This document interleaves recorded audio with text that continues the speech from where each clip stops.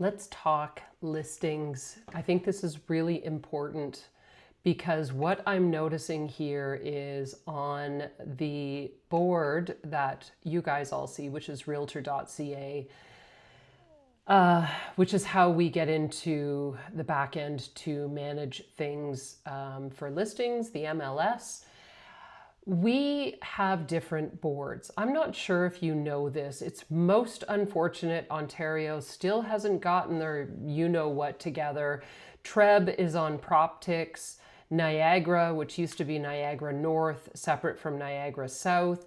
Niagara North used to be on the RAB board, which is now Niagara North and South have amalgamated together, and they are also on PropTix. Cornerstone, which used to be RAB, Hamilton, Burlington, blah, blah, blah, blah, blah. Like, you guys care about any of this background stuff, but what I want to tell you here is I'm in Hamilton. I predominantly work in Hamilton, Burlington, and Niagara, all the way to Lake Erie. And outside of that, depending on where my clients want to go, Chatham, for example, Sarnia, for example. So what you need to understand as a seller, and this is a question you need to ask your agent if they are listing their property for you. If you are in Hamilton, Burlington area, you must have your listing on TREB. You must. That means if the agent is only working under the Cornerstone board umbrella, we either have to be a member of TREB secondary or we have to pay to have our listing put on that board. What I will tell you is we need every single listing to be put on PropTix, which is the Toronto board. It's also Niagara. So if you're dealing in and around this big circle, you have to have your listing on the PropTix board, which is either Toronto or Niagara. And really, why would you waste your time? Just put it on Toronto. So the amount of buyers that come in from Toronto, for example, that are retiring to the Niagara area is absolutely massive. So if you're a seller, you really need to ask your agent whether or not they are putting your listing on PropTix. Half the agents in Hamilton don't even know what that is. It is remarkable to me, and a lot of the agents don't want to spend the time and the money. It's $100 for me to put my listing on there. I'm joining TREB because I'm so over it and I want to be in control of my own listings and not have to wait at the mercy of somebody else inputting my data and making a mistake.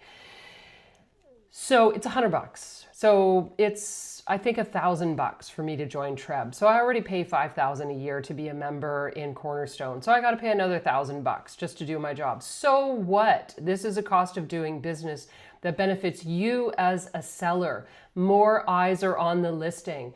I don't have the exact stats because it's really interesting. These boards don't expand on the data easily to the public. So I would actually have to get the percentages directly from them. But this is an example of TREB listings in May of 2025.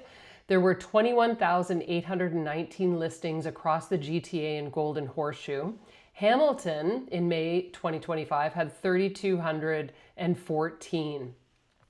They're saying that likely there's only a few hundred agents, 200 to 500, they don't know exactly, that have dual memberships. They're saying the proportion of TREB agents active in Hamilton is approximately 5 to 10% of the 43,000 agents that we have in Hamilton. I can assure you we do not need 43,000 agents. So if you just do those numbers alone and you actually look at the potential of how many, let's say only 10% of 3,200 listings go on the Toronto board. Well, that means you're relying upon realtor.ca only. And yes, everybody in Ontario sees realtor.ca, but there are a lot of agents out there that don't rely on that data. They don't even set you up on a matrix search. And if your agent's not setting you up on a matrix search so that you can see what's selling in your area, so you can see the value of your home, that's ludicrous. If you deal with an agent like myself who works at Valerie. We are the first AI brokerage in all of Canada, if not quite possibly the United States. I would have to verify that information. We have the ability to access all the data. We can pull a CMA for you that is bar none, probably one of the best that I've ever seen. One of the observations that I am making right now as well is the CMAs are coming in very accurately for market valuations. It doesn't mean that's what the buyer is going to pay. So there's a difference between actives and sold, and these are still things that adjustments need to be made. So very strong data pull.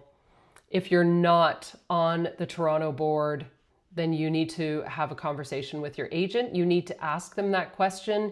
I'm informing this to you so you can have a conversation with them and bring up this information. If you're looking for an agent, this is a question that you want to ask them.